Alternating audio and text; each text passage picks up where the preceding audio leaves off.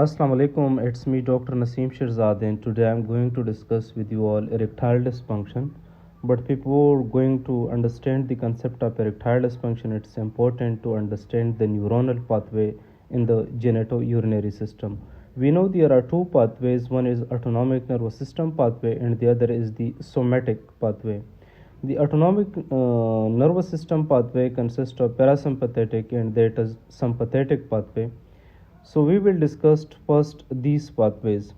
Parasympathetic nervous system is activated and it sends signal to the sacral part of the spinal cord, means S2 to S4, and from there the signal is going in pelvic nerves to the inferior pelvic plexus. So the main things for us is the inferior pelvic plexus, and it's sending nerves to the bladder and nerves to the venous. So when it sent nerves to the bladder, it releases acetylcholine. We know that parasympathetic nervous system, there is a release of acetylcholine. So in an activation of the sacral part of spinal cord, it's sending the pelvic nerve. From pelvic it enter into the inferior pelvic plexus, and from inferior pelvic plexus it enter into the bladder, and bladder it releases acetylcholine, where it activate M3 receptor in the bladder and cause detrusor contraction. But now, same inferior pelvic plexus sending nerves in the form of cavernosal nerves into the penis, where it release nitrous oxide that stimulate GMP in the penis, and that is cause erection. We will discuss the detail of this physiology. Now coming to the sympathetic nervous system. Sympathetic nervous system is arising from T10 L2 part of the spinal cord, and that entering into the hypogastric plexus, and from hypogastric plexus it enter into the inferior pelvic plexus, the same phenomena. So now the inferior pelvic plexus sending nerves into the penis, where it cause release. We know that sympathetic nervous system releasing norepinephrine. So when it release norepinephrine in the penis, it cause activate the alpha adrenergic receptor in the penis, and that cause the detumescence of the penis. Now coming to the physiology of the erection, when the signal are reached via the parasympathetic nervous system into the erectile tissue of the corpora cavernosa, it releases nitrous oxide from the cavernosal nerve terminal. So this result in the smooth muscle relaxation, activating it causes the relaxation of the smooth muscle by activating the veno-occlusive mechanism, and then triggering the sequences like first it causes dilatation of the arterioles, means the artery which are entering into the cavernosal space. This stripping of incoming blood by expanding sinusoid, and that leading to the compression of the subtunical venular plexus. So that's lead to reduced venous outflow. So there is increased inflow but reduced outflow because of this compression of the subtunical venular plexus. And again the stretching of tunica to a capacity which includes a medullary vein also, and again it reduce the venous outflow. This lead to a rise in intracavernosal pressure, that is approximately 100 mm of Pg, and this rise in pull rise around 100 mm of Pg, this is the pull erection phase, and in this pull erection phase it is almost is equal to the mean arterial pressure. And after that, when the further pressure is rises due to the ischial cavernous muscle contraction, and that is called the rigid erection phase. Now it's important to understand the various phases of this erection. From there is a phase, these phase of erection from 0 and 0 the penis is in placid form, the cavernosal muscle are contracted, sinusoidal empty, and then there is a minimal arterial flow as usual. Now in phase 1 there is a latent or pelling phase, increased pudendal arterial flow and around 25 ml per minute at the end of latent phase, and that's leading to penile elongation. The second phase is the tumescent phase. In tumescent phase there is a rising of intracavernosal pressure, and that's leading to erection. So the erection is now forming. The third phase is the full erection phase. Increased cavernosal pressure and the penile become full erect. The fourth phase is the rigid erection phase, and further increase in pressure leading to rigid erection. We have already discussed that full erection, the intracavernosal pressure is around 100 upon mm of Hg, and in rigid erection there is actually the contraction of the isquiocavernosal muscle, and that further increase the erection. And the fifth phase is the detumescent phase, where sympathetic discharge continues after ejaculation, and that is smooth muscle contraction and causing the reduced blood flow to the sinusoidal space, and the penis become placid again. And the definition of erectile dysfunction is the persistent inability to attain or maintain penile erection which are sufficient for satisfactory sexual performance. So, what are the causes, and which important thing you should ask in the history of the patient of erectile dysfunction? The causes can be broadly divided into vasculogenic, and vasculogenic means that can be arteriogenic or veno-occlusive disease. So, in vasculogenic, the patient may be having diabetes, hyperlipidemia, smoking, and cerebrovascular disease. The other causes include the neurogenic, in which the patient may be having spinal cord injury or cerebrovascular accident, multiple sclerosis, Parkinson, radiotherapy to the prostate, or chronic kidney disease. The other include the anatomical causes of the erectile dysfunction, that is include Peyronie disease, micropenis, and phimosis. The hormonal causes of the erectile dysfunction include hypogonadism, a hypo or hyperthyroid level, and high prolactin level, high or low cortisol level, leading to erectile dysfunction. And there are some drug-induced causes of erectile dysfunction, that is include SSRI, tricyclic antidepressant, antipsychotic, alcohol, cocaine, beta blocker, and thiazide. And the other causes include the trauma. There may be penile or pelvic fracture, and the other common cause is the psychogenic cause, that may be anxiety or the patient having depression. And now the patient should ideally be seen in specialized andrology or sexual dysfunction clinic in the presence of the partner and andrology specialist nurse. A full sexual history should be taken, including inquiry regarding the duration of erectile dysfunction, morning erection present or absent, situational means present on masturbation, vary depending on the partner, ask about the various risk factors, full drug history like alcohol and smoking, detailed history of psychosocial factor, and the presence of LUTs. So this was about the history. Now the physical examination of the patient. A physical examination is mandatory in the presence of chaperones.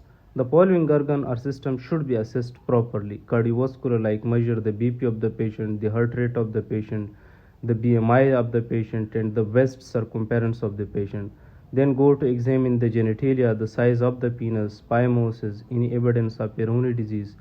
And if a patient age is more than 50 years, then better to go for DRE to assess BPH or see a prostate. And then the neuromuscular examination in the form of bulbocavernosal reflex test, S2, S4 integrity, squeeze the glands and anal contraction, and look for any secondary sexual characteristic of the patient. Now coming to the investigation for a patient with erectile dysfunction, after history and physical examination, the baseline investigation should be advised, which include fasting glucose and lipid profile, serum early morning testosterone level, prolactin level, and if a patient is having a patient age more than 50, then you can go for PSA level. So, what is penile nocturnal tumescence and rigidity test? We also called it a Regiscan. So, the Regiscan is a standard sleep laboratory nocturnal penile tumescence and rigidity testing. Apply a nocturnal monitoring device that measure the number of episodes of tumescence, means the circumference changes by strain gauge, maximal penile rigidity, and the duration of nocturnal erection. So we measure these things by Regiscan, and the device apply two loops, one placed at the base of the penis and the other placed at the coronal sulcus, which is shown in this picture. And these loop record the penile tumescence, means the circumference, the radial rigidity with timed standardized construction of the loop. And the recommended radial rigidity should be more than 70% non-buckling erection, and rigidity of less than 40% represent a placid venous. A normal nocturnal penile tumescence rigidity, there should be 4 to 5 erectile episodes per night, and the mean duration of this total erection should be more than 30 minutes, and the increase in circumference of more than 3 cm at the base and 2 cm at the tip. The maximum rigidity about 70% at both base and tip. So these are the normal finding of Regi scan, in which we are calculating the normal episode of erection, mean duration, circumference, maximum rigidity. Modifiable or reversible respector like drug, alcohol. So on stopping of that things, the erectile dysfunction can be reversed and patient can feel better. So better to address the modifiable respector. The next is the testosterone supplementation. Testosterone deficiency may be primary or may be secondary. So testosterone supplementation is effective but should only be given once other endocrinological causes of low testosterone has been ruled out. And it is important to take a proper history of these patients because testosterone is contraindicated in untreated prostatic cancer and unstable cardiac disease. So it should not be given in these patients, and the intramuscular administration result in high peak, low level, and it is given weekly or 6 weekly dosing, which can lead to mood swing as well as pain at the injection site. Now coming to the phosphodiesterase inhibitor, and this is the first line treatment for a patient with erectile dysfunction.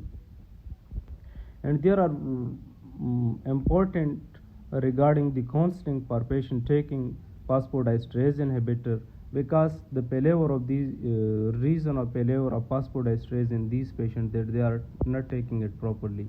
So counsel the patient first properly regarding the proper dose, the timing of the dose to be taken on empty stomach or full stomach, and sexual arousal. And proper history before phosphodiesterase inhibitor is important because it's contraindicated in a patient of those who are taking nitrate, those who having MI or stroke and arrhythmias in last 6 months, patient having heart failure or unstable angina, and alpha blocker. Now the various drug with their brand name and phosphodiesterase inhibitor, which is a first line treatment, that include sildenafil, which is available on the brand name Viagra, and it is taken oral, and its doses is 25, 50 and 100 milligram, and its modality is on demand, and its half life is 4 to 5 hours, and it is affected by heavy meal, that's why it should be taken on empty stomach. Now coming to tadalafil coming on the name of Cialis, and it is 15 to 20 milligram, and it is can be taken daily and on demand basis, and its supply is very high, that is 17, and it is not affected by meal, it can be taken by full stomach or empty stomach. The other is the vardenafil, which is available on the name of Levitra, and its dose is just like that of tadalafil, and it is taken on demand dose, and its half life is that like of sildenafil, which is 4 to 5 hours, and it can be affected by heavy meals, that's why it should be taken on empty stomach.